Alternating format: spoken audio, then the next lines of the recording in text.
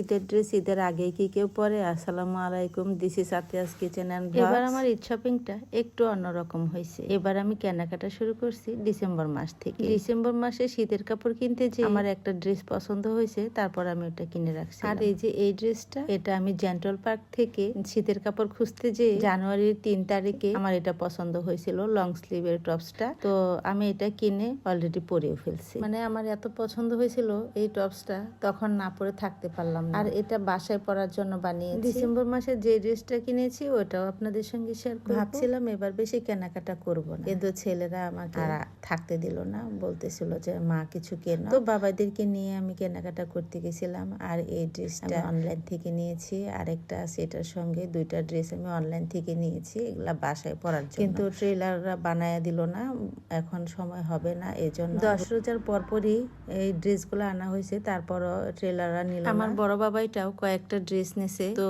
একটা ড্রেস বাদে সে সবগুলা ড্রেসই পরে ফেলছে। বলতেছে মা আমার ঈদের দিন নতুন ড্রেস পরে ঘুরতে ভালো লাগে না, আগে থেকেই পরা শুরু করতেছি করি। তারপর বললাম যে আচ্ছা ঠিক আছে, তোমার যেভাবে ভালো লাগে পরো। আর এটা হচ্ছে একটা দুপাট্টা, এটা টপ 10 থেকে নিয়েছি।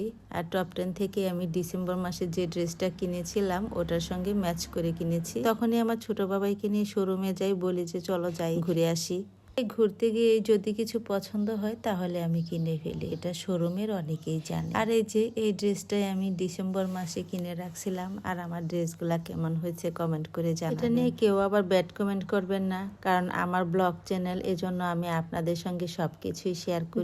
যাব না করে 27 রমজানে আমার দুই বাবাই জোর করে নিয়ে গেল। তো আমার বাবাইরা 27 রমজানে যা যা পছন্দ করে কিনে দিয়েছে। দোপাট্টাটা আমার বাবাইরা পছন্দ করেছে, এই জুতাগুলো আমার বাবাইরা পছন্দ করে দিছে। আমি সব সময় স্লিপার পরি, তারপরে হচ্ছে কেটস পরি। আর আমার বাবাইরা হচ্ছে এই জুতাগুলা পছন্দ করে দিছে। আমি বলতেছিলাম যে আমি কি এগুলা পরে হাঁটতে পারবো? আমার ছোট বাবাইটা বলতেছিল কেন হাঁটতে পারবে না, হাঁটতে হাঁটতে অভ্যেস হয়ে যাবে। জীবনের প্রথম বিয়ের আগে আরেকবার পরেছিলাম এই সেমি হিল জুতা। আমার বাবা আমাকে সবসময় শো জুতা পরাতো, বাটা ব্র্যান্ড। আর আমি একবার বিয়ের আগে নিজে পছন্দ করে এই সেমি হিল জুতা কিনেছিলাম আজাদ ব্র্যান্ড থেকে। আমি যখন ছোট ছিলাম তখন দুইটা ব্র্যান্ডে ছিল, আজাদ আর হচ্ছে বাটা। তো এখন যে ড্রেসটা আপনাদের সঙ্গে শেয়ার করছি, এটা আমি জেন্টল পার্কে গিয়েছিলাম একটা দুপাট্টা নিতে। তো দুপাট্টা নিতে যে আমার এই ড্রেসটা পছন্দ হয়েছে ব্লু কালারের মধ্যে, আমার খুব ভালো লাগছে। আমার বাবাইরাও খুব পছন্দ করছে, একটু ইউনিক। তো এটাও পরে নিয়ে নিলাম। ওই যে বললাম না, আমি একটার জন্য গেলে আরেকটা দেখে পছন্দ হলেই কিনে ফেলি, বা এমনিতেও অনেক সময় আমি ঘুরতে যেয়েও কিনে ফেলি। এটা হচ্ছে